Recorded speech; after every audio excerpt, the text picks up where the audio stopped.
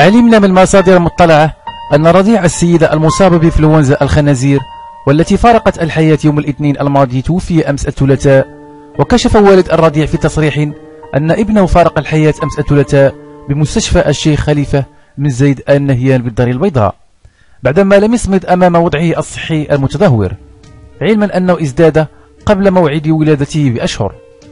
وقال المتحدث ذاته إنه سيباشر صباح يوم الأربعاء الإجراءات القانونية اللازمة لدفن رضيعه بجانب والدته بمدينة الدار البيضاء.